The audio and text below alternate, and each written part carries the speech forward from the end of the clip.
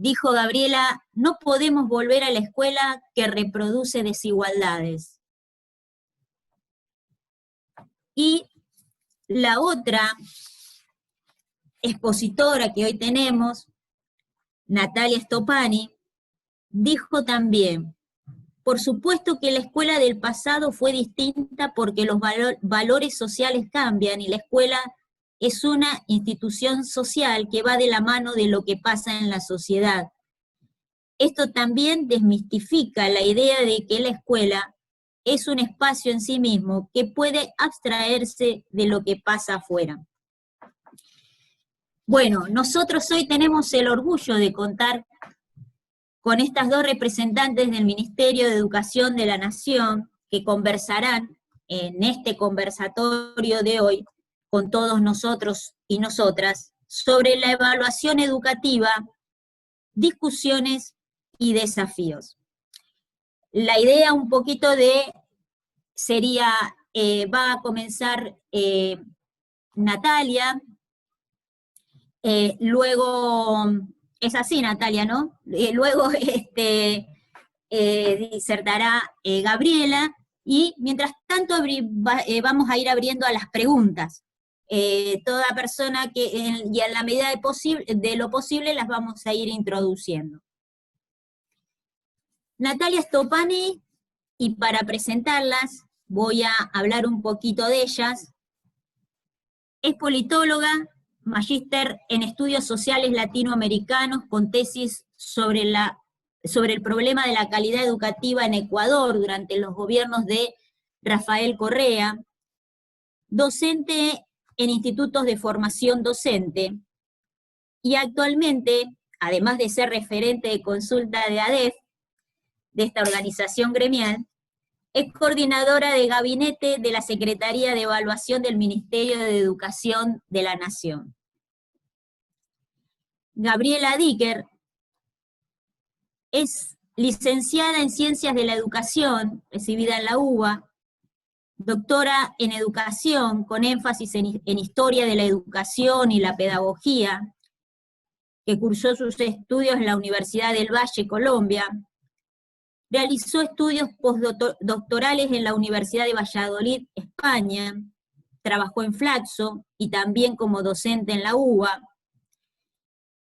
Desde el 2003 es investigadora docente adjunta del área de educación del Instituto de Desarrollo Humano de la Universidad Nacional General Sarmiento, allí donde fue también secretaria académica, y en el 2014 fue elegida rectora de esta universidad, cargo que desempeñó hasta el 2018, convirtiéndose en la primera mujer en ocupar ese cargo. Publicó artículos en revistas especializadas en educación y escribió diferentes libros. La doctora Gabriela Dicker actualmente es secretaria de Evaluación e Información Educativa del Ministerio de Educación de la Nación. Y los dejo y las dejo entonces con Natalia en principio, ¿verdad, Natalia? Ahora, a mí me enseñaron a ser educada ante todo, en una conversación sobre educación. Si no te parece mal, querida, no. Le doy el pase de gol a Gabriela. Perdón, me retracto. Hablamos y era con Gabriela y asumo el error. Entonces, el pase se lo damos a Gabriela. Bueno, muchas gracias por la invitación, por la presentación. Es un gusto para mí, sé que para Nati también, estar acá charlando esta tarde con ustedes.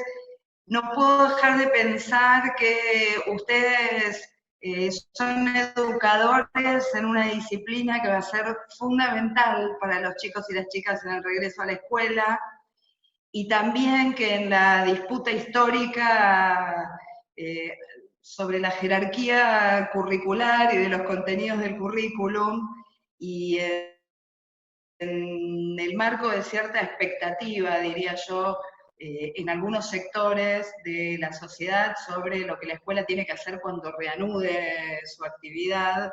Tenemos que ser muy firmes y contamos con ustedes en sostener que tenemos acá una disciplina, un campo de saber, un campo de prácticas fundamental para lo que va a significar volver a habitar la escuela, volver a ponerle el cuerpo a la escuela en un contexto en el que además el cuerpo va a ser puesto de una manera tan particular.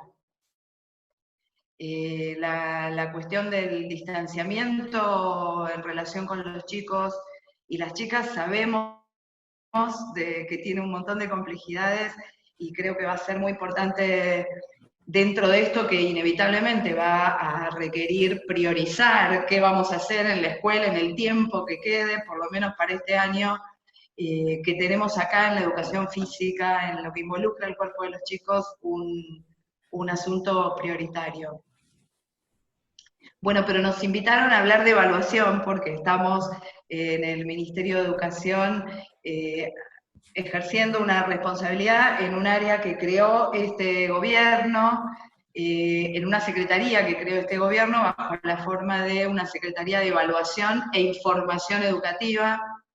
Ustedes recordarán, el gobierno anterior creó una secretaría que era la Secretaría de Evaluación, que lo que tuvo a su cargo fue básicamente y exclusivamente lo que conocemos como los operativos Aprender.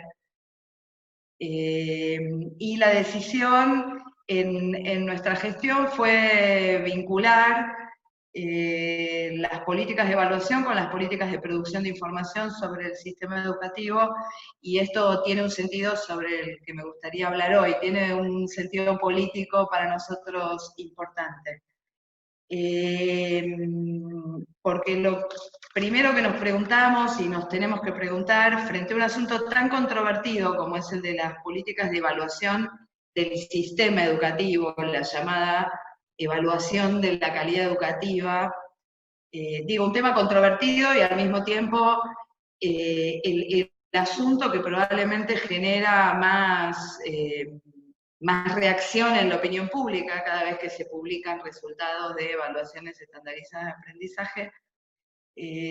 Decía, frente a un tema como este, estamos obligados a preguntarnos una y otra vez y a tratar de poner claridad sobre qué quiere decir evaluar la calidad del sistema educativo o qué nos proponemos nosotros en estos años en los que ejerceremos esta responsabilidad, que sea evaluar la calidad del sistema educativo. Y una de las primeras definiciones que asumimos en el contexto pre-pandemia, Nati después se va a referir a qué quiere decir evaluar lo que hacemos en el sistema educativo en la pandemia, pero una de las primeras definiciones decía que asumimos es que evaluar la calidad del sistema educativo no puede ser otra cosa que evaluar la responsabilidad que tiene el Estado en garantizar condiciones para ejercer un derecho. Y que ese derecho, en los mismos términos en los que lo establece la Ley de Educación Nacional, no es otro que el derecho a una educación de calidad, dice la ley. Todos y todas tienen derecho a una educación de calidad con independencia de sus condiciones de origen social, geográfico, de género, cultural. Entonces, está claro para nosotros que evaluar la calidad del sistema es evaluar si están dadas, si se han sostenido las condiciones para que este derecho pueda ejercerse, y en este sentido me gusta decir que la evaluación de la calidad educativa,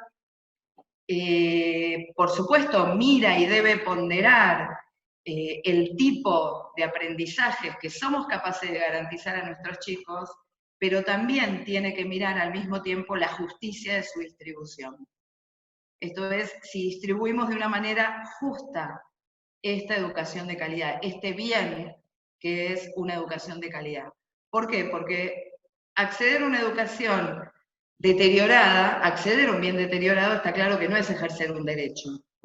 Entonces, cuando hablamos de evaluar el ejercicio de un derecho, siempre estamos hablando de educación de calidad, para tomar esta palabra que es la palabra instalada desde los años 80 y que, por supuesto, le buscamos una y otra vez una vuelta, pero también tenemos que encontrar maneras de dialogar con la sociedad sobre esto.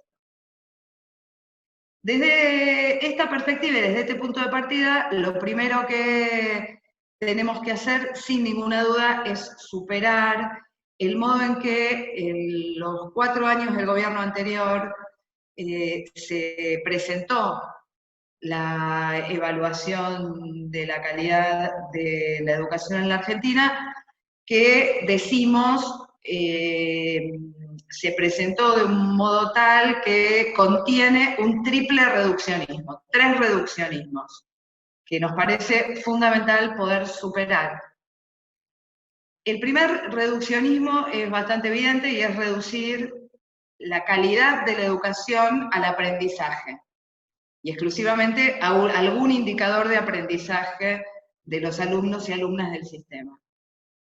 Y acá hay un reduccionismo que me importa señalar y que es muy importante superar, porque la calidad de los aprendizajes medidos, por ejemplo, a través de pruebas estandarizadas, podrían mejorar en una escuela al mismo tiempo que, por ejemplo, aumenta en esa misma escuela el indicador de abandono o el indicador de repitencia.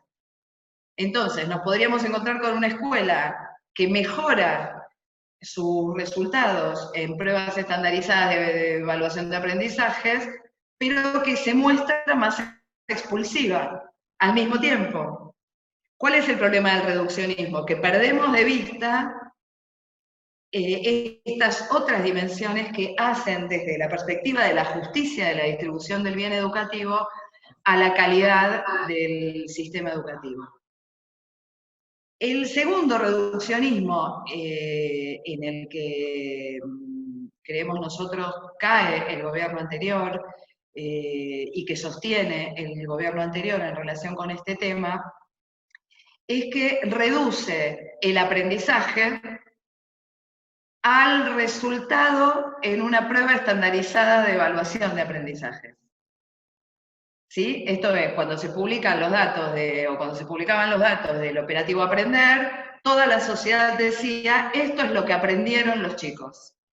Lo que aprendieron los chicos es solo aquello que ha sido evaluado, que pudo ser capturado a través de una prueba estandarizada de evaluación, y acá no hace falta que yo argumente mucho para que podamos coincidir en que el aprendizaje es un proceso muy complejo, es un proceso que no puede ser capturado con un indicador tan simple como el rendimiento en una prueba estandarizada de evaluación, que tiene además la particularidad, todos los operativos de evaluación de aprendizaje de este tipo tienen una particularidad, y es que sus resultados son muy sensibles al instrumento.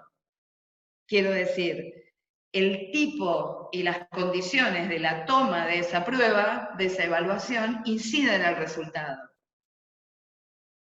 Entonces, cuando es el único instrumento que aplicás y que además incide de una manera tan fuerte en el resultado, está claro que es reducirlo todo, decir que esto es todo lo que aprendieron los chicos. Cuando digo inciden los resultados, digo cosas como estas, que en algún momento cuando pase la pandemia intentaremos aplicar a nivel nacional. Si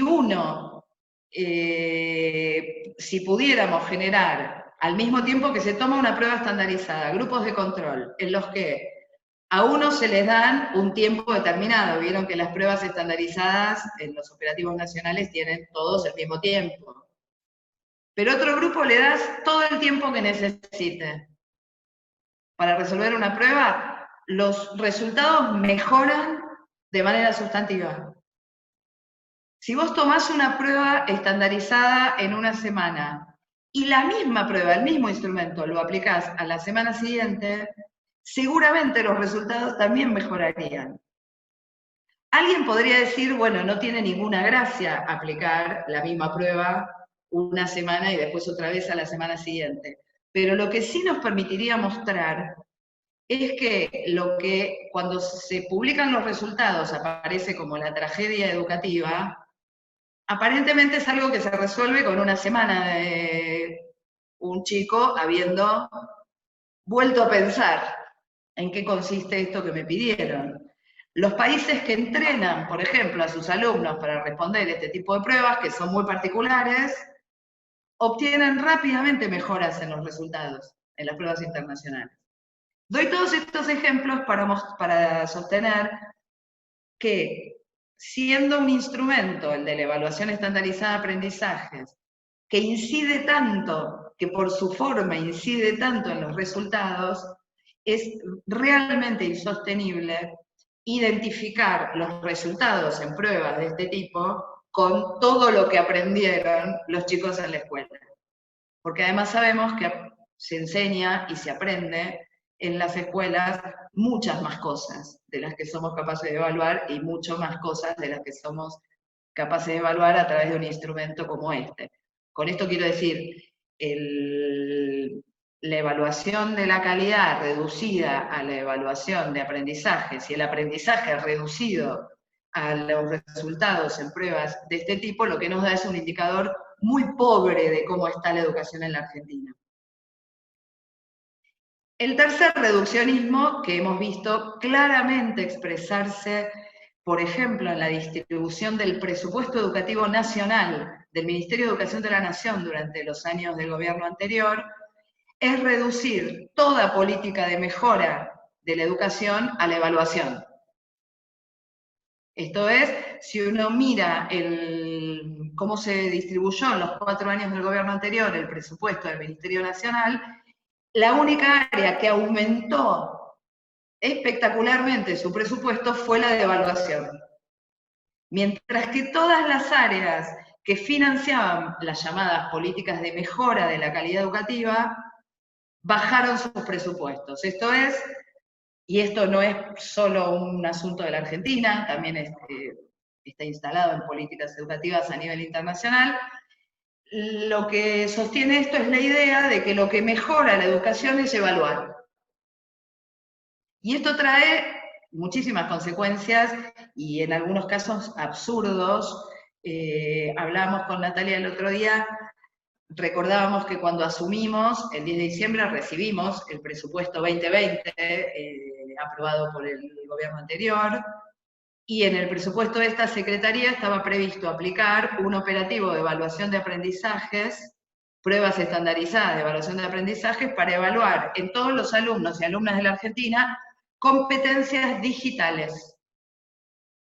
Si algo puso en evidencia la pandemia, es que, entre otras cosas, el 50% de las familias de los hogares aproximadamente carece de conectividad o de una conectividad que permita sostener el trabajo educativo a través de vías virtuales. Tenemos el 40% de las escuelas sin conectividad en la Argentina. Esto es, de ninguna manera podemos postular que hay en la Argentina condiciones para universalizar, y que no las ha generado, no se han generado todavía, para universalizar el acceso a la formación en capacidades digitales, y sin embargo se proponían evaluar capacidades digitales. Algo así como poner el carro adelante del caballo. Primero voy a evaluar si tienen capacidades digitales, aun cuando no haya generado como Estado ninguna condición para que las tengan. Y este es un problema, es un asunto fundamental para nosotros. Lo que queremos evaluar es qué condiciones hemos generado para mejorar el acceso a una educación de calidad. Superados, o más bien sosteniendo estos reduccionismos, y junto con estos reduccionismos, también nos encontramos en la discusión internacional y nacional sobre la evaluación del sistema educativo, de la calidad educativa, la evaluación docente, que en contextos internacionales engancha en este mismo discurso. Incluso hay países que aplican pruebas similares a las pruebas estandarizadas a docentes. Junto con esto, decíamos, reforzando estos reduccionismos, aparece algo que yo llamo un equívoco, que técnicamente es absolutamente insostenible, pero que ayuda a sostener cierta perspectiva política sobre la evaluación, y es que el único instrumento y la única información que permite evaluar son las pruebas estandarizadas de aprendizaje. Y digo un equívoco porque lo que hay acá es una identificación, que es una identificación errónea, entre el instrumento que se aplica para levantar y construir un indicador de aprendizaje, que es una prueba, muy parecida a la prueba que se toma en la escuela, y la política de evaluación del sistema educativo. Quiero decir, los resultados de una prueba estandarizada de aprendizaje no son equivalentes a la política de evaluación del sistema educativo. ¿Por qué? Porque evaluar una política es emitir un juicio, como cualquier actividad evaluativa, sobre un conjunto de información. Lo que una prueba estandarizada o los operativos Aprender, por ejemplo, ofrecían es un indicador, un dato, un tipo de información, sobre el que tengo que producir un juicio de valor. Así como se producen, y el Ministerio de Educación tiene una larga tradición muy sostenida de producción de, por ejemplo, indicadores estadísticos anuales y censales de mucha calidad, se produce información sobre la que se decía, no se puede emitir un juicio evaluativo. Entonces, decía que la decisión de crear una secretaría que unifique la producción de información sobre el sistema, que es información estadística, información de censos, no sé, desde el censo docente, el censo de infraestructura, el relevamiento estadístico anual sobre el sistema, hay mucha información que ahora forma parte de esta que se produce, y esas áreas forman parte de esta secretaría. La decisión de juntar todo eso con evaluación es una decisión de política importante que tiene que ver con complejizar la base de información sobre la que emitimos un juicio de valor, que no es sobre otra cosa que sobre, vuelvo al principio, si estamos generando condiciones para el ejercicio del derecho a una educación de calidad.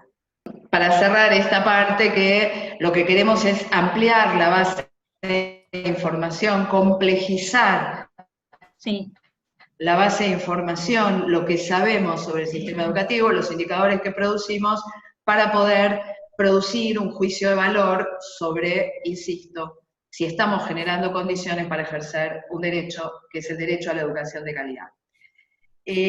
Un par de cosas más, las digo rápido antes de que mi conectividad me abandone. Una es que dentro de lo que también desde esta Secretaría nos proponemos discutir, es algo que está muy instalado a nivel internacional, pero también hubo mucho esfuerzo por instalarlo a nivel nacional en los últimos años, que es la asignación de una especie de capacidad predictiva a las pruebas estandarizadas de evaluación de aprendizajes. Si ustedes miran, o alguna vez alguno y alguna de los que están escuchando, alguna vez vieron algún informe de PISA, de la evaluación internacional PISA, verán que lo que PISA dice es que lo que evalúa son capacidades que deberían tener todos los adolescentes de 15 años en cualquier país del mundo para tener éxito en su vida como adultos. Y por lo tanto consideran que el rendimiento en esas pruebas, en esos operativos, son predictivos, predicen, nos permiten anticipar si alguien va a tener o no va a tener éxito en la vida. Y acá, entre este tipo de predicciones absolutamente fallidas y basadas en los reduccionismos que señalé antes, y la construcción de un destino, decía, para terminar, que nos habíamos propuesto algo tratando de pensar este asunto como un objeto de política pública, como un objeto de política educativa, que ahora en el contexto de la pandemia se vuelve muy importante para nosotros, que es producir y difundir conocimiento e información sobre nuestro sistema educativo, sobre lo que hacemos en las escuelas, lo que hacen nuestros docentes, de manera de mejorar, enriquecer, complejizar la discusión pública acerca de la educación. ¿Por qué? Porque está comprobado también que la opinión, o sea, la opinión que la sociedad construye acerca de la escuela, y sabemos que todos tenemos un saber muy arraigado acerca de la escuela, es la única institución social en la que prácticamente toda la sociedad ha pasado tanto tiempo de su vida, hace que muchas veces las políticas educativas, aun cuando todos coincidamos en que deberían ir para una dirección, terminan retrocediendo traccionadas por las ideas, las opiniones, las valoraciones de la opinión pública. Cuando digo opinión pública no digo solo el periodismo, los medios, digo la familia, lo que cada uno cree que una escuela debe ser, sobre la base, insisto, de un conocimiento sólido producido a lo largo de toda una experiencia de escolaridad, y ustedes deben tener esta experiencia del diálogo con familias en las escuelas, todos saben sobre la escuela o tienen algo para decirnos sobre la escuela, y que además es un conocimiento, el conocimiento que alguna vez yo llamé el conocimiento público acerca de la educación. Ese conocimiento público suele contener además la idea de que, para decirlo rápido, siempre la educación actual es peor que la del pasado. ¿Sí? Algo así como, ¿vieron esa frase que escuchamos decir tanto y que seguramente hemos dicho? Alumnos eran los de antes, docentes eran los de antes, la escuela antes era mejor, antes se aprendía, etc. Este es un tema que también ha sido bastante estudiado, yo lo estudié en alguna época, escribí algunas cosas sobre esto, y lo llamé la hipótesis del deterioro. No hay una especie de hipótesis instalada públicamente de que la educación y cualquier cambio en el terreno educativo no puede sino ser para peor. Una idea que convive con otras ideas del cambio, pero que en el caso de la calidad educativa siempre aparece en la opinión de la sociedad en la clave del deterioro. Cada vez saben menos, cada vez enseñamos menos, etc. Combatir esta idea es una premisa para nosotros que nos tenemos que tomar como parte de la agenda de las políticas de la Secretaría, porque creemos que hay que salir a enriquecer la discusión pública acerca de la educación, porque si no, algunas políticas chocan con esta opinión, y a veces el hecho de que sea exitosa, por ejemplo, una política inclusiva, termina en la opinión pública degradando su valor social, ¿sí? Porque hay, el derecho a la educación es el derecho a una educación que, además de ser una educación de calidad, sea percibida en su valor social, porte un valor social que el conjunto de la sociedad le reconoce. Entonces, necesitamos que el valor social de la educación sea reconocido cuando vale la pena reconocerlo, y para eso es necesario meternos con la discusión pública acerca de la educación, y para eso creemos que tenemos una responsabilidad, esta área del Ministerio de Educación, que es la de encontrar maneras más eficaces para poder conversar acerca de la educación, rompiendo algunos núcleos de sentido común. Creemos que los 4 años anteriores, toda la parafernalia de evaluaciones anuales, censales, presentaciones por parte del mismo presidente de sus resultados, etc., se ha hecho de manera tal que buscó no enriquecer, sino confirmar los núcleos de sentido común sobre el sistema educativo, y tuvo un efecto que fue el de simplificar la discusión educativa más que complejizarla. Esta es para mí una premisa importante. No hay justicia en la distribución del bien educativo si no se asegura que ese bien que logramos distribuir mantiene el valor social que le quisimos asignar. Y por otra parte, también es importante complejizar la opinión pública, el conocimiento público acerca de la educación, porque hoy en día la investigación educativa, el conocimiento producido por los docentes de escuelas, nos permitiría sostener sin mucha discusión, con cierto nivel de certeza, algunas políticas que sin embargo van totalmente en contra de lo que las familias, la sociedad, el sentido común espera que hagamos. Muchas de estas conciernen a la evaluación, conciernen al modo en que evaluamos en las escuelas, poner nota, calificar, si repetir de año es una figura que sirve para algo. Toda la investigación y la experiencia de los docentes muestra que, por ejemplo, la figura de la repitencia no hace que los chicos aprendan más, todo lo contrario, todo lo contrario. Y sin embargo, sabemos que siempre que se han modificado... ¿Podrías repetir este concepto que traías de la figura de la repitencia? Sí, no era, sé si ahí me escuchas. Era solo un ejemplo de cuando políticas que tienen mucho sustento en la investigación educativa, acuerdo entre los docentes, mucha experiencia que la podría avalar, cuando esto va en contra de este conocimiento público, la política educativa fracasa. Un ejemplo son todos los intentos de modificación de los regímenes de evaluación escolares, que finalmente muchas veces terminan retrocediendo por presión de las familias y por cierto discurso que critica el facilismo, cosas por el estilo, aun cuando sepamos que no sirven para aprender más o para enseñar mejor.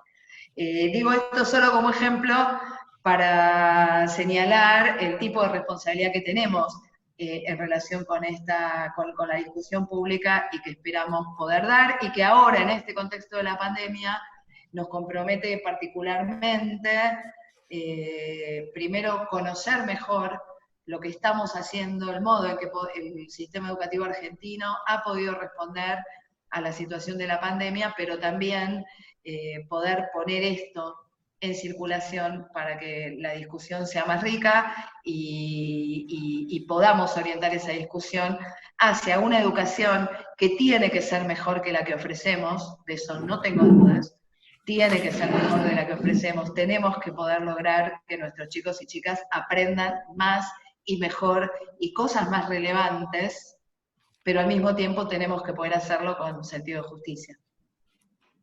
Bueno, si les parece los dejo acá, no los torturo más con mi conectividad. No hay problema. Bueno, ahora sigue Nati, tal como lo habíamos acordado y tan claramente quedó. Natalia Stoppani, ¿no? Los dejo con ustedes, con Natalia Stoppani. Bueno, la vara que deja Dicker, por supuesto, es alta y no es mi pretensión más que acoplarme a algunas de las cosas que ella dijo y sobre todo focalizar en la evaluación que estamos desarrollando ahora. Tengo por qué no decirlo, en un contexto de confianza como es ADEF para mí y para muchos de los compañeros que están aquí, que conozco de otros lares, que es un privilegio ser la coordinadora de gabinete de una secretaría dirigida por ella, pero con un enfoque político, educativo y pedagógico que sin duda viene a poner sobre la mesa un debate que, como ella señalaba, está mediatizado de un modo muy reduccionista, es tomado como consigna de las principales políticas que emanan de los centros de poder, que están muy alejados de la intención de garantizar el derecho, sino que devienen más bien de organizaciones internacionales, de bancos extranjeros, de organismos multilaterales de crédito que van permeando la lógica estatal de toma de decisiones con soberanía económica. Por lo tanto, imagínense que con todo este desafío venimos a intentar ocupar un lugar en un espacio dentro del Ministerio de Educación que tiene por delante un debate público bastante complicado, pero que, bueno, tenemos la responsabilidad de hacerlo y con los equipos de trabajo estamos trabajando desde que asumió Gabriela y el ministro. Como decía ella, en este marco, digamos, de una secretaría que pretende discutir la cuestión educativa, mostrando que la calidad educativa no es solo medición de resultados de evaluaciones estandarizadas de aprendizaje, tenemos también el deber de poner sobre la mesa información de otro tipo, también datos educativos, indicadores, dimensiones del derecho a la educación analizadas de modos que muchas veces fueron subestimados, sobre todo en la gestión anterior, es decir, poner sobre la mesa que la evaluación es información educativa, y que también hay un montón de fuentes de información educativa que tiene el Ministerio de Educación de la Nación, y que tienen también, y que se construyen, desde las 24 jurisdicciones del país, y que en conjunto podrían decirnos muchas más cosas que las que hasta ahora nos decían desde el propio Ministerio. Por lo tanto, con este espíritu, digamos, de poder entrarle a la cuestión educativa y sobre todo evaluar y relevar qué está haciendo el Estado Nacional, cuál es la respuesta del sistema educativo en su conjunto, en un contexto tan particular como el que estamos viviendo, es que nuestra Secretaría decidió poner en marcha desde el Ministerio lo que dimos de llamar la Evaluación Nacional del Proceso de Continuidad Pedagógica. Esta evaluación nacional la decidimos, los cronogramas que teníamos en febrero eran muy bonitos hasta que la pandemia entró de lleno, por lo tanto eso lo podemos del Ministerio del cual formamos parte por mucho y con muchas aspiraciones interesantes, lo que se puede hacer en este contexto tan excepcional, pero habida cuenta del contexto, por supuesto que todas las áreas del Ministerio nos pusimos a trabajar en relación a eso, y nos pareció más que necesario poder construir algunos dispositivos de relevamiento, de evaluación de lo que estaba pasando durante la llamada continuidad pedagógica, que permita no solo tener información pertinente para la toma de decisiones, sino también para seguir complejizando esta discusión pública, porque se darán cuenta que ya solo ponerle nombre evaluación a esto que voy a contar ahora genera un conjunto de preguntas. Recuerdo cuando Gabriela presentó esta evaluación frente a la prensa, nadie en toda la intervención preguntó por el relevamiento anual, que es otra de las fuentes que nosotros tenemos de información educativa, y ahí dijimos, acá pasa algo que la prensa cuando habla de evaluación solo habla de algo que ya sabemos que es la cuestión de los resultados y el aprendizaje. Por eso nuestra evaluación, la que proponemos, la que se está llevando a cabo, que fue aprobada por el Consejo Federal de Educación a mediados de mayo, a través de la resolución 363 del Consejo, se propone relevar un conjunto de cuestiones que, como decimos, robustezcan el debate sobre la educación en general y sobre lo que pasó en la continuidad pedagógica en particular, para, insisto, tomar decisiones con más información en la mano, que prevean algunas de las cuestiones que pueden suceder al regreso de las clases presenciales, pero que también, por lo que estamos viendo, nos dan pistas para pensar esa otra escuela que ya soñábamos y queríamos construir antes de la pandemia, y que la pandemia pone sobre la mesa en forma mucho más cruda la situación de desigualdad en la que nuestro sistema en general se encuentra, y por supuesto el país, no solo en lo educativo.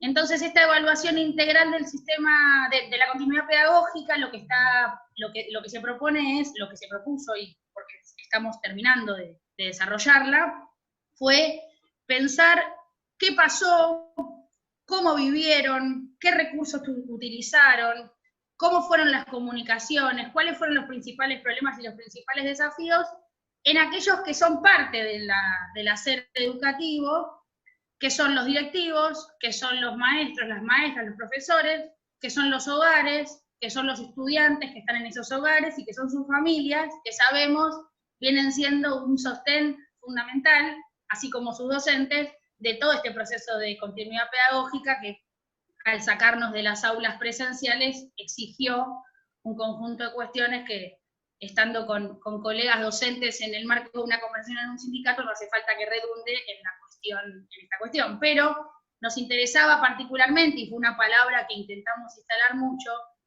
que teníamos y tenemos que poder explicar cuáles fueron las condiciones en las que esta continuidad se llevó a cabo, cuáles fueron las condiciones en que estos docentes, ustedes, nosotros, pudieron rediseñar las propuestas pedagógicas, a través de qué medios, a través de qué plataformas, cuáles fueron las comunicaciones con los estudiantes, con las familias, cómo se tomaron las decisiones, qué pasó con el equipo directivo y sus docentes, cuáles fueron los principales problemas de este diálogo, cuáles fueron las principales actividades, propuestas, sugerencias pedagógicas que estos docentes pudieron proponer y cuáles fueron las que generaron mejores efectos en los estudiantes, cuáles fueron aquellas actividades que los estudiantes que relevamos a través de los hogares identificaron como actividades más interesantes.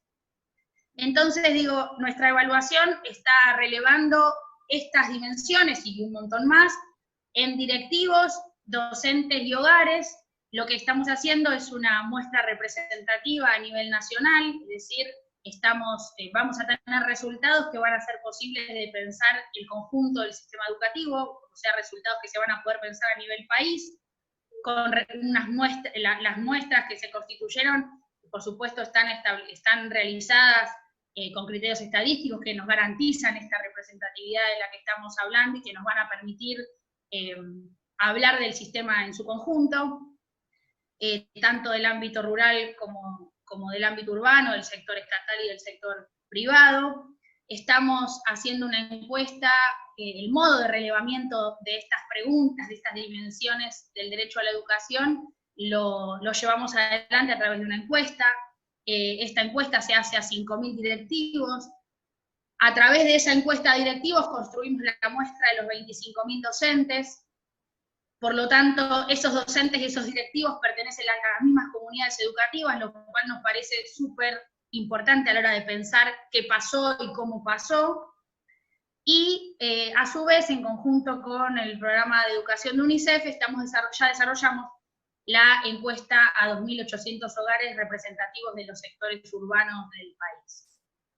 Además de estas tres dimensiones en donde identificamos a los actores principales del sistema educativo, estamos haciendo también, le sumamos a estos análisis una sistematización de las experiencias internacionales educativas en relación a las respuestas de estos países a la pandemia, a las respuestas educativas, porque nos parece que las experiencias internacionales también nos tienen que hacer pensar en cuáles son los límites y las posibilidades de casi cualquier sistema educativo, para pensar, por supuesto, la particularidad nuestra, y allí también entonces desarrollamos una línea de sistematización de cuáles fueron las propuestas jurisdiccionales de las 24 jurisdicciones, además del Estado Nacional, para esta continuidad pedagógica. Y finalmente, abonando a esta perspectiva integral de la que estamos hablando, sumamos una sexta línea en la evaluación nacional que tiene que ver con poder tener un dato actualizado al regreso de las clases presenciales de la cantidad de estudiantes que logran volver, y para poder comparar con la matrícula que iniciamos el 2020 y poder así tener un número un poco más fino de cuál es el porcentaje, cuál es la cantidad de estudiantes que por alguna razón no son los mismos que llegaron en marzo y que algo tenemos que hacer con esa cantidad de pibes y de pibas que posiblemente no vuelvan.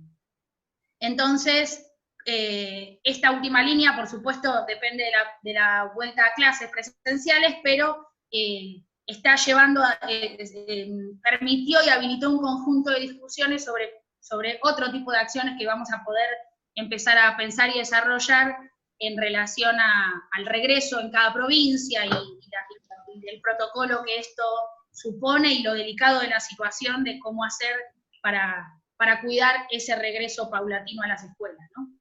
Entonces, como decíamos, esta evaluación se está llevando a cabo porque estamos finalizando el campo docente, el campo directivo terminó con un nivel de participación muy alto. Para nosotros y nosotras era muy importante comunicar que lo que estábamos haciendo tiene un enfoque posible de hacer desde el Ministerio de Educación de la Nación, un alcance que solo se puede garantizar desde el Ministerio de Nación, y sabiendo que entrábamos en esta discusión que venía diciendo Gabriela sobre qué entendemos por evaluación, qué entendemos sobre calidad, y cómo generar un dispositivo que releve no solo si se pudo o no hacer algo en la continuidad pedagógica, sino intentar arribar a alguna cosa un poco más detallada, más minuciosa de cómo es este proceso de continuidad, que nos va a permitir pensar esa otra escuela, digo, qué pasó con los tiempos de enseñanza, qué pasó con las actividades que mejor cayeron en los estudiantes, qué pasó con los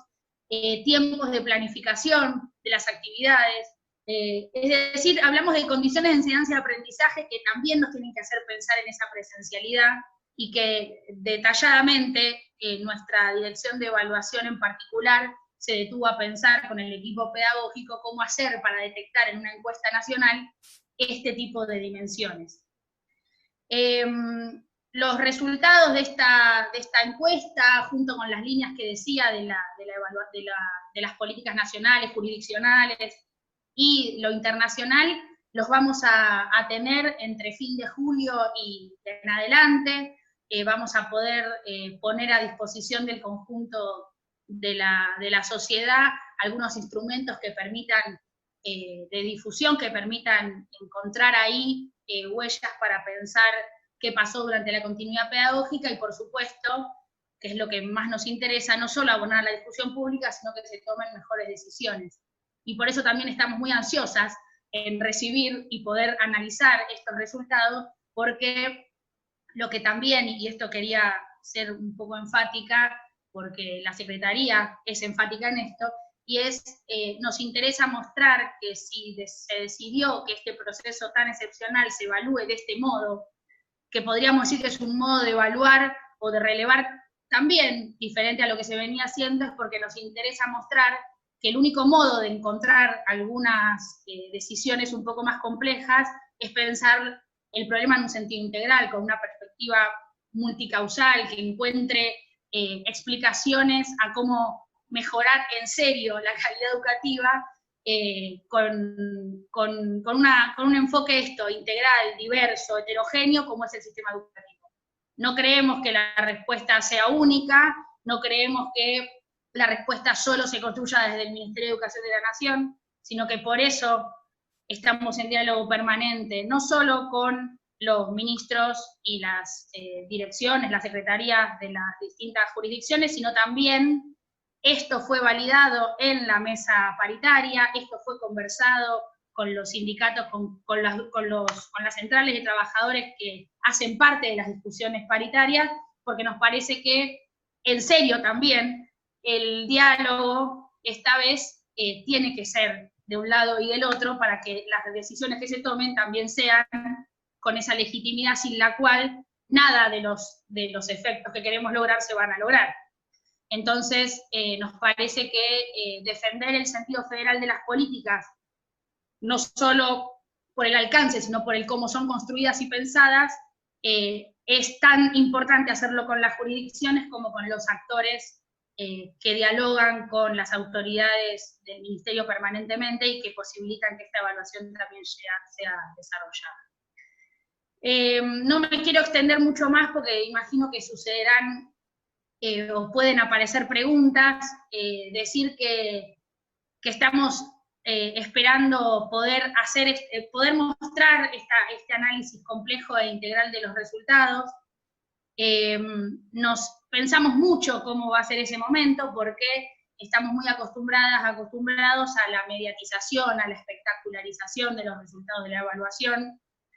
Solo eso sería interesante si complejiza el debate educativo y si dejamos de pensar que la crisis educativa vino para quedarse y que es una cuestión prácticamente permanente, queremos entrarle a la discusión de la calidad educativa sin reducir el ejercicio de enseñar y aprender a una cuestión de culpas de actores que se van pateando la pelota gestión tras gestión, o entre actor y actor, sino que nos interesaría que la discusión sea un poco más rica, y que para esto es fundamental tener información, tener datos, tener indicadores. Gabriela nos desafió a pensar. No me olvido más la primera conversación que tuvimos, donde me dijo gestionar es pensar, y creo que esta evaluación y las que vendrán, y los operativos que tendremos que construir, y los relevamientos que tendremos que hacer, tienen que estar orientados a pensar mejor el problema educativo y cómo hacer para robustecer ese debate público, y por supuesto que redunde en mejores efectos para nuestros estudiantes y nuestros docentes, que son el corazón del sistema educativo. Hasta aquí, si les parece.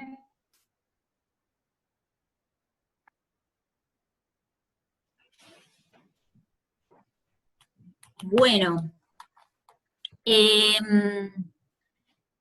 acá una compañera dice, Gabriela Dicker, la construcción que exponés es excelente.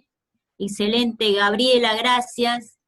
Ricardo dice, con este nuevo enfoque político, educativo y las distintas variables, ¿qué opinan con respecto a que tantos docentes, alumnos, comunidad educativa y sindicatos se sienten en una mesa de diálogo? Es un poquito, me parece, lo que venía en esa dirección, hablando ahora Nati, pero si querés explayarte un poco más, la vuelvo a repetir, con este nuevo enfoque político-educativo y las distintas variables, ¿qué opinan con respecto a que tanto docentes, alumnos, comunidad educativa y sindicatos se sienten en una mesa de diálogo? Yo diría que, ¿se me escucha? Sí, se escucha, Gabriel. Decía que me parece que en general estamos intentando, como decía Natalia, que la construcción de las políticas educativas resulte efectivamente de un diálogo y de un consenso que no es fácil de construir, que no quisiera romantizar en ningún sentido.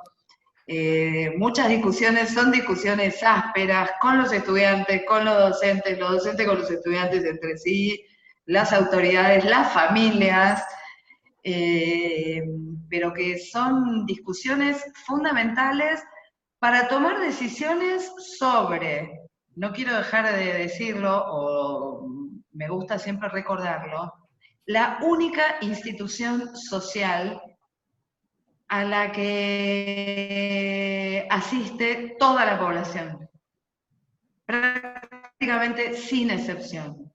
Y cuando digo sin excepción, no es que estoy desconociendo ni el abandono ni las deudas en la universalización de algunos niveles educativos, pero sí podemos decir que es la institución social de la que todos participamos de alguna manera, aun cuando no estemos en ella, y es la escuela.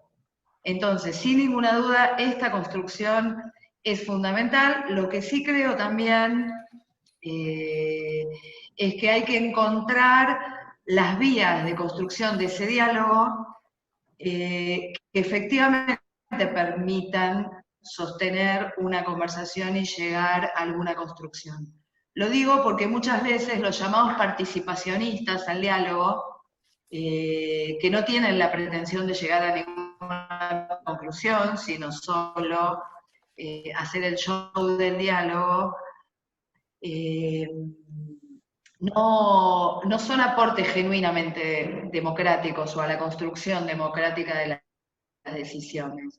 No quiero dejar de recordar que el macrismo, bajo el paraguas de algo que llamó compromiso por la educación, llamó a una suerte de diálogo social abierto que no sé finalmente en cuántas mesas de diálogo consistió, incluso de manera tal, es más, estaba conducido por una consultora privada especializada en diálogo social. digo, estaba conducido de manera tal que claramente no iba a llegar a ninguna conclusión. Entonces creo fervientemente en las mesas de diálogo, creo en las discusiones ásperas también cuando los temas son difíciles, pero no creo que el dialoguismo en sí mismo permita tomar decisiones, muy especialmente decisiones que requieren intervenciones urgentes. En educación hay, por supuesto, muchas decisiones que son de largo plazo, efectos que son de largo plazo, pero muchas intervenciones que son urgentes, que son las que tienen que ver con las vidas de los chicos y las chicas que le están pasando mal. Entonces, creo que tiene que haber diálogo, pero una decisión. ¿Habías terminado, Gabriela? Porque por ahí se cortaba, pero sí.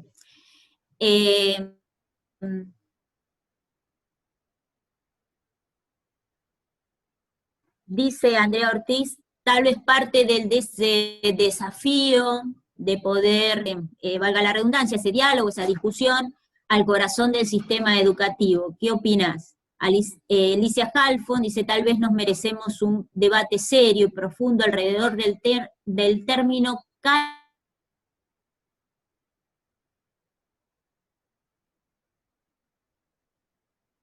calidad. Es un debate que tiene ya 30 años, digámoslo, ¿no?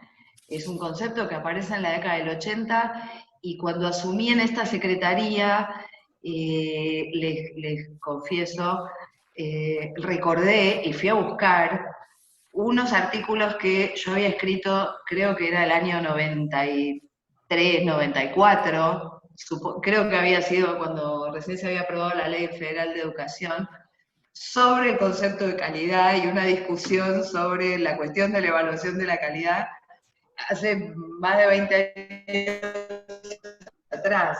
Digo, es una discusión que el campo educativo viene sosteniendo desde hace mucho, pero donde de la mano de ciertas políticas en el mundo ganó la parada y hegemonizó el campo de discusión. Nuestro gran desafío, primero en la Argentina, pero nos proponemos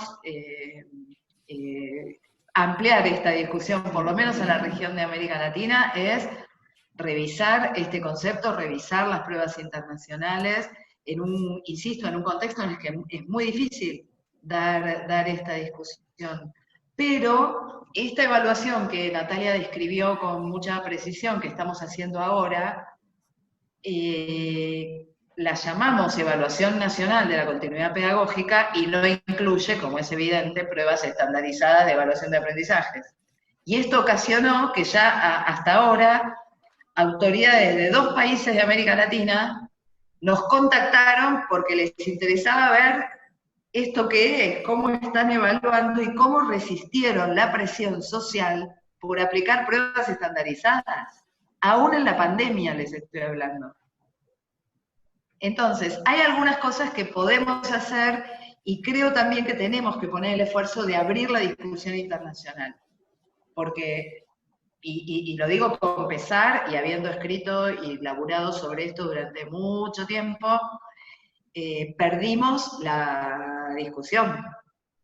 Perdimos la discusión frente a otras fuerzas y direcciones del poder que instalaron este concepto, pero atrás de este concepto instalaron un modo de gestionar y de gobernar el sistema educativo, ¿no? Lo que tenemos que encontrar es otra forma de hablar de calidad sin regalar a los que no están pensando en la justicia, que queremos que los chicos aprendan más y mejor. Queremos una mejor educación. Eso es algo a lo que no queremos renunciar. Entonces, por ahora viene en el paquete de la calidad, bueno, tratemos de resignificar ese concepto, coincido completamente.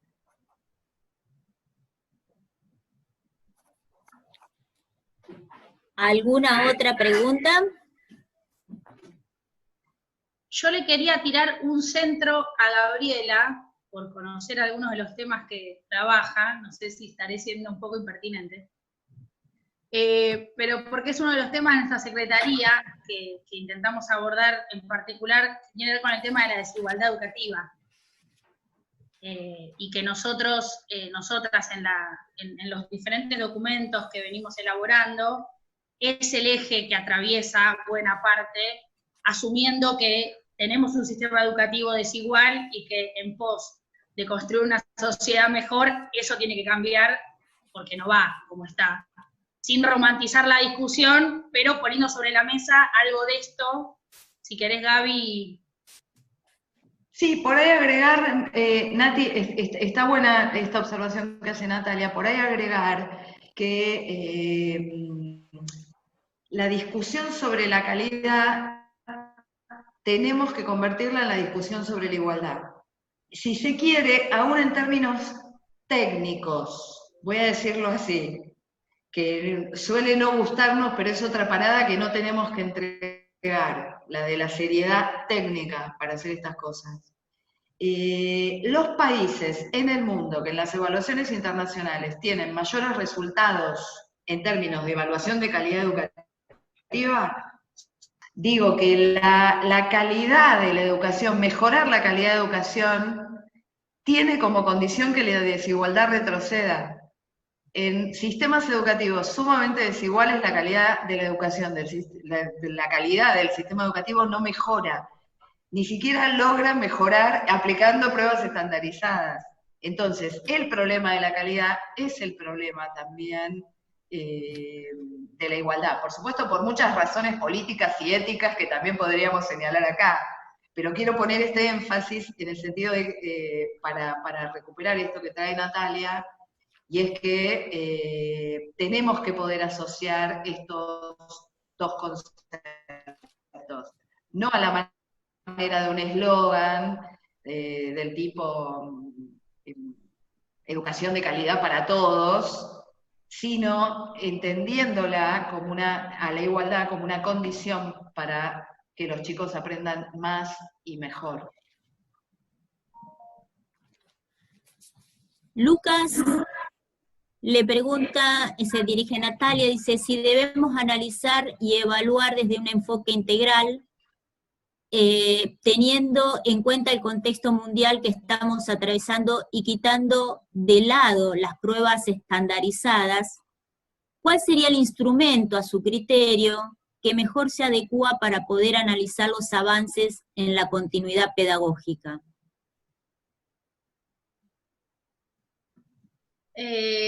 Bueno, nosotros, por lo que veníamos señalando, desde ya que ya teníamos tomadas algunas decisiones en relación a los límites de las evaluaciones estandarizadas de aprendizajes para medir resultados, que ya las dijimos, por lo tanto, ninguno de esos dispositivos serían pertinentes para un contexto excepcional. De hecho, en la misma resolución que establecimos esta propuesta de evaluación, se dio por suspendido el operativo Aprender 2020.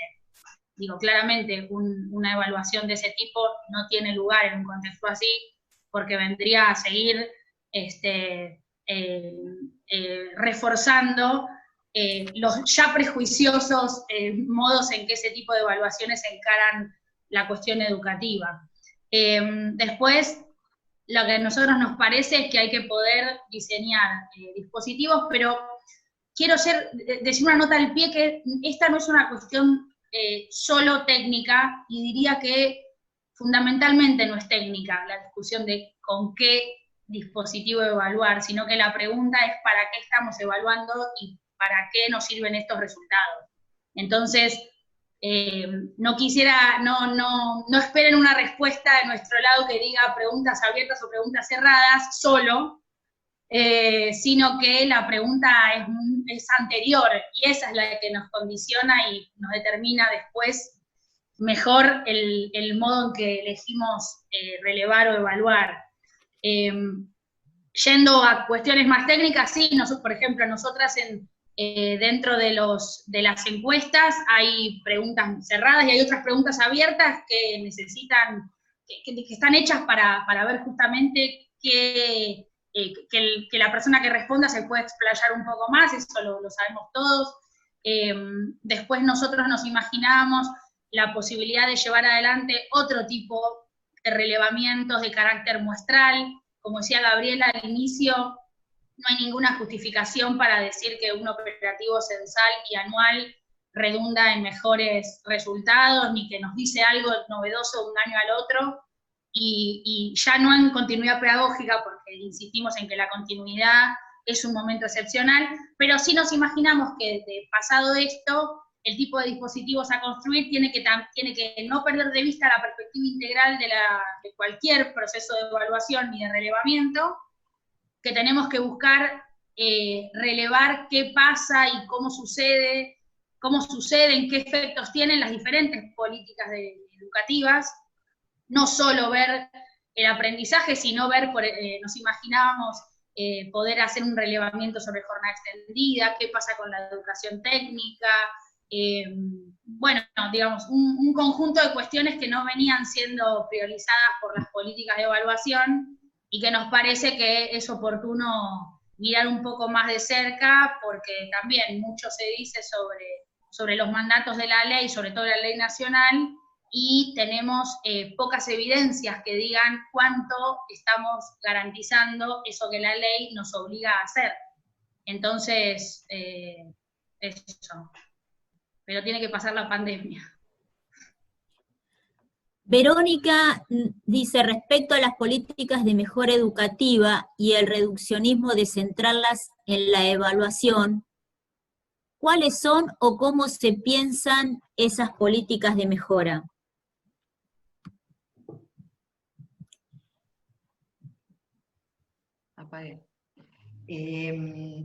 Bueno, ¿cuáles son? Son justamente el repertorio de políticas que habrá que definir ahora a la salida de la pandemia. Había una agenda de política educativa con la que asumió este ministerio, que ahora se ve reformulada y que lo que sí puedo adelantar es que sin ninguna duda va a abordar un problema estructural del sistema educativo, pero que se ve tremendamente, brutalmente profundizado como consecuencia de la pandemia, del aislamiento, de la suspensión de clases, de la agudización de la crisis social y económica, que es la desigualdad. Yo diría que la agenda de políticas educativas del Ministerio y de mejora para los próximos años va a estar enmarcada en un conjunto de políticas de combate contra la desigualdad educativa para producir más igualdad en nuestro sistema educativo. Lo que nosotros tenemos responsabilidad de hacer desde la secretaría que me toca conducir es proveer una información que nos permita formular mejores hipótesis que sostengan esas políticas. Y eso es lo que intentaremos, por lo menos en estos años. Bien. Silvia nos dice, ¿cómo hacemos escuela en este contexto, cuando el medio es la conectividad junto a los dispositivos digitales, y eso no está garantizado en la mayor parte de la población escolar? ¿Cómo hacemos escuela cuando se volvió a repetir la pregunta. ¿Cómo hacemos escuela cuando la conectividad no está garantizado en la mayor parte de la población escolar en este contexto? Silvia Catana. Está buena la pregunta de Silvia. Yo le agregaría algo más a la pregunta en vez de hacer una respuesta. Diría, ¿cómo hacemos escuela cuando la conectividad no está garantizada? ¿Y cómo hacemos escuela aún si la conectividad estuviera garantizada, estando los chicos en sus casas y los docentes en las suyas? Me parece que no hay manera de hacer escuela, y este es el punto al que nos confronta el aislamiento, ¿no? Básicamente, y la suspensión de clases, hacer escuela en sentido estricto cuando no hay encuentro. Entonces, lo que estamos haciendo es hacer todo lo posible para sostener con nuestros chicos y chicas una conexión que les permita mantener su relación con el conocimiento, con la cultura, con los aprendizajes. Ahora, hacer escuela en sentido estricto exige ponerle el cuerpo, yo diría, no sostendría por el momento que podemos hacer escuela de otro modo, aún con conectividad universalizada. Seguro, coincido, dice Silvia. Menos mal, Silvia. Bueno, si alguien más quiere hacer alguna otra pregunta, yo me estoy perdiendo de algo. Cristian, contame, porque soy un poco a veces distraída. Esta vez no es así. Leíste todo. Esta vez no es así, qué bueno. Así que, muy bien. Entonces, no sé si Nati o Gabriela quieren agregar algo más. No, mil gracias a todos. Yo lo que quería decir, que la verdad es que más allá de estar la Asociación Docente de Educación Física, muy contentos con la participación de ustedes acá, que hayan aceptado la invitación, la verdad que nos dejan un montón de conceptos para seguir pensando, ¿no? Y algunos que nos dan un poco más de tranquilidad. Yo pensaba esto de evaluar para garantizar condiciones para ejercer un derecho. Me parece que es fundamental. Esto que ha venido la pandemia y el aislamiento, que ha venido a agudizar aún más esas desigualdades, ¿no? Y así otras cuestiones que pensaba, esta articulación con la información que hacen y que lo tienen como política o como idea o como eje en la Secretaría, es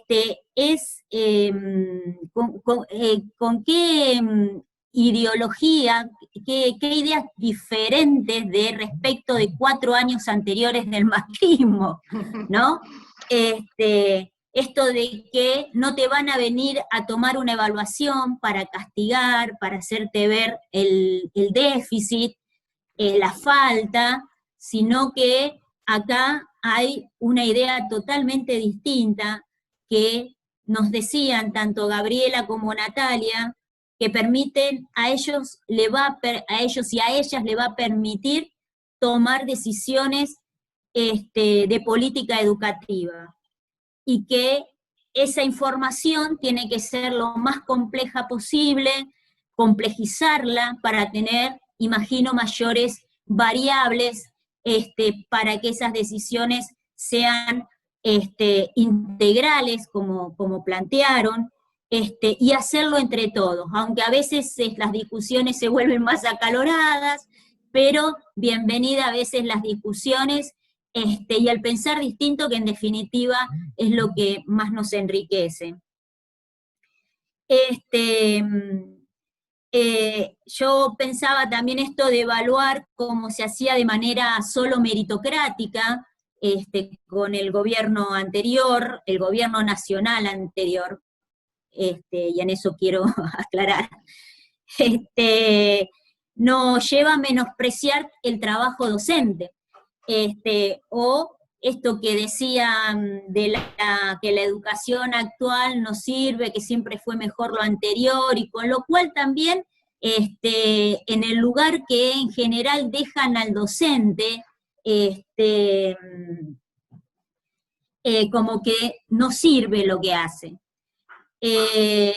Y pensaba también en esto, una de las últimas frases de Gabriela que dijo: se hegemonizó la discusión. Dice, bueno, esto lo digo yo, la derecha hegemonizó la educación. ¿Sí? Ellos tienen un proyecto y lo llevaron y lo llevan a cabo en la jurisdicción. Para que haya un proyecto de país donde la Argentina sea un lugar más digno de estar, un lugar más justo, inclusivo y solidario, también nosotros necesitamos construir de un proyecto educativo en donde se apueste, donde la palabra se democratice, el conocimiento se construya de manera crítica, se levanten las banderas de la emancipación, donde la solidaridad sea el vínculo, no donde se levante, digamos, el odio, la meritocracia, el individualismo, la repetición como modelo de enseñanza. Un proyecto pedagógico también entendemos desde nuestra organización gremial tenemos que discutir. Así que yo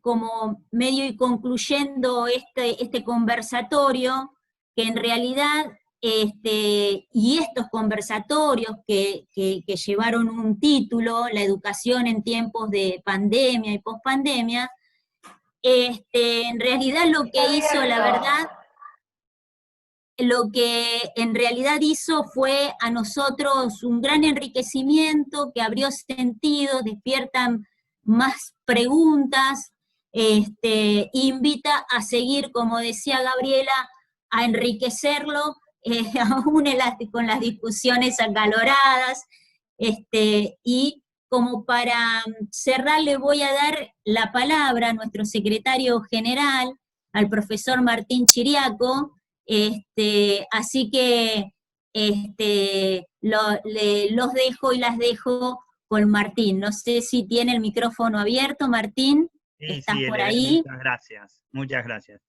Bueno, muchas gracias a todos y a todas por estar presente hoy. Un agradecimiento a Eleder, a Gabriela, a Natalia por enriquecer este espacio.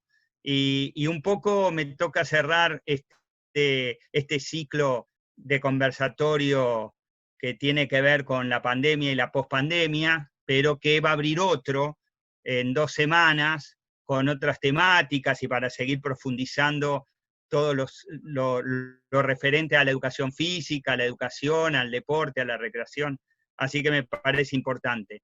Y haciendo un poco de historia, quiero comentarles que desde la comisión directiva y el departamento de capacitación de la Asociación Docente de Educación Física y Curriculares, teníamos pensado un ciclo que reflejara lo que por suerte estos 5 conversatorios lo pudo hacer.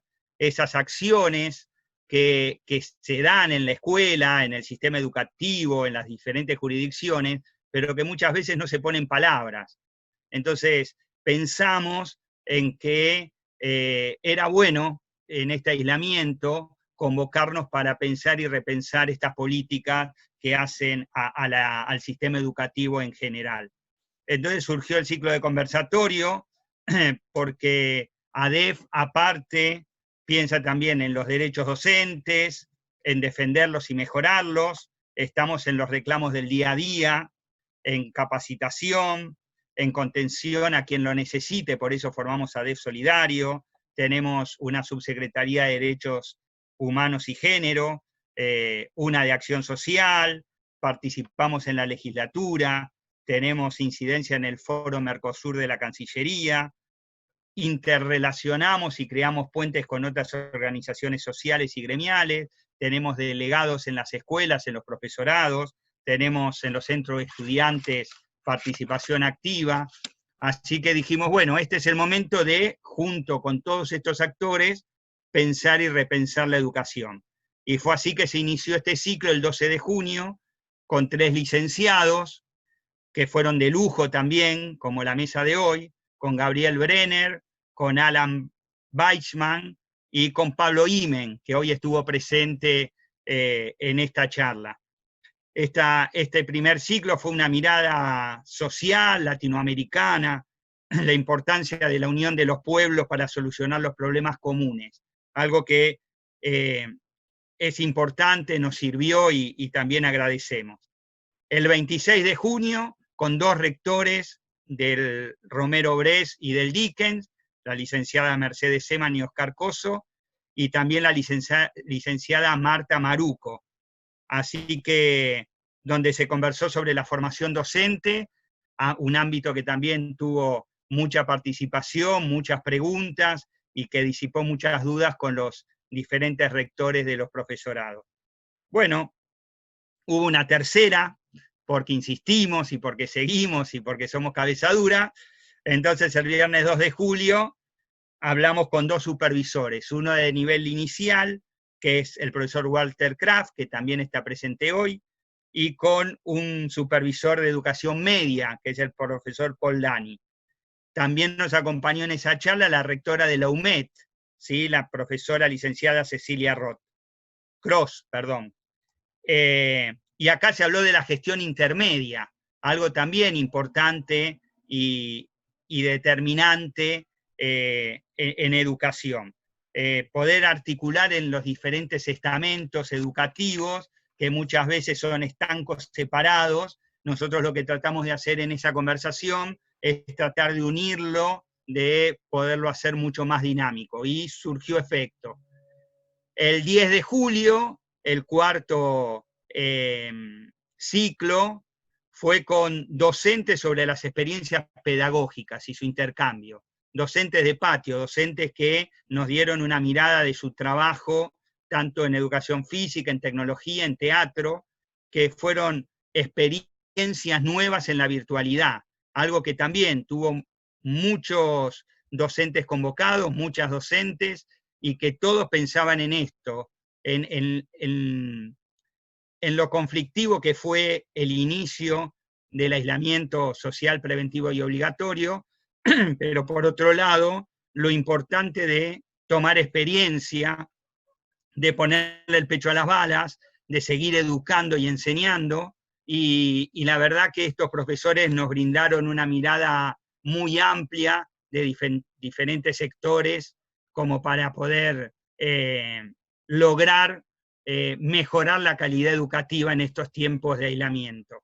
Y llegamos al viernes 17, al viernes de hoy, como cierre de este ciclo, para poder abrir otro dentro de un par de semanas, con Gabriela Dicker y con Natalia Stopani, conocidas de la casa, y muy interesante lo que hoy se habló, porque también desde ADEF creemos en la evaluación, pero creemos en una evaluación para lograr una educación de calidad, una educación con una distribución justa.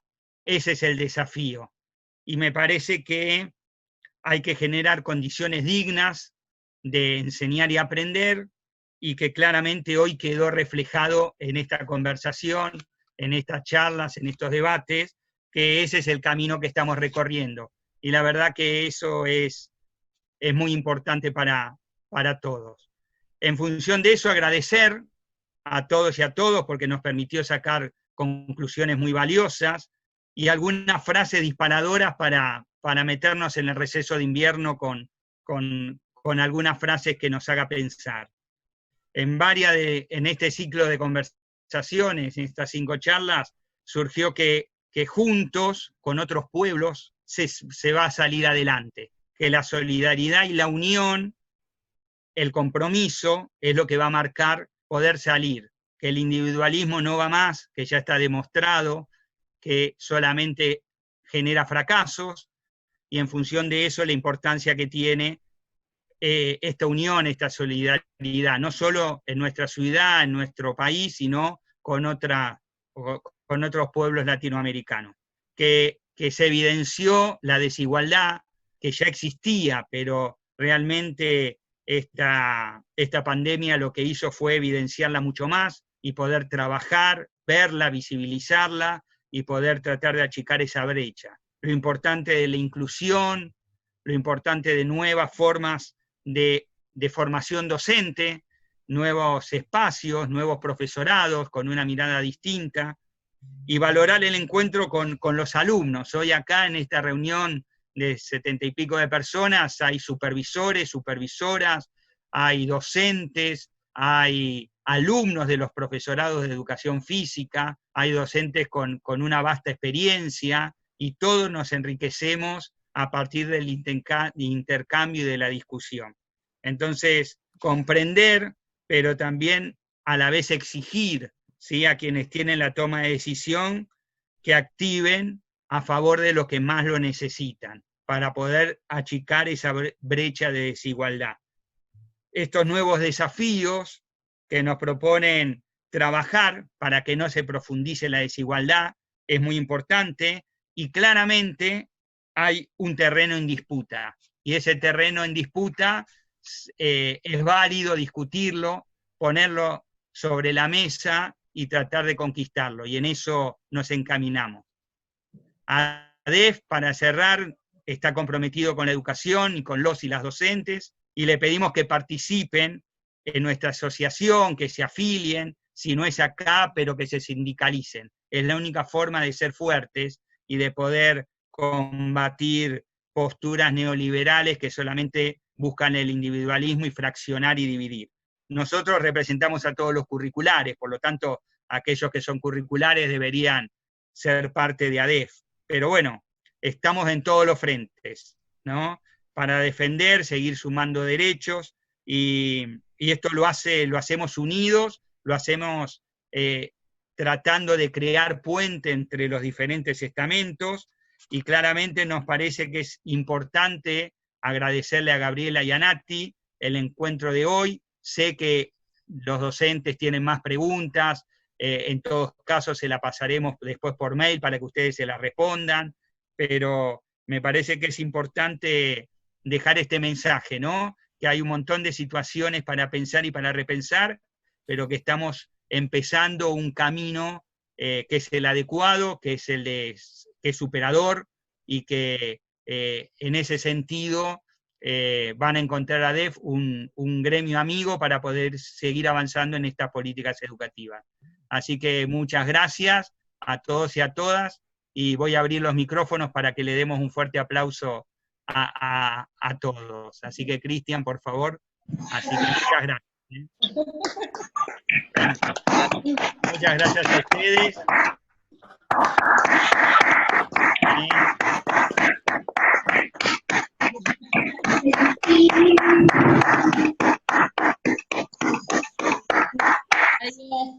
Así que bueno, gracias, Gaby. muchas gracias, Gracias y receso para todos y para todas, y nos vemos a la vuelta y seguimos en la lucha, ¿sí? André, gracias. Gracias, Tele, gracias, Marta. Muchas gracias, hasta luego. Gracias, saludos. Abrazo. Chau, chau. Gracias.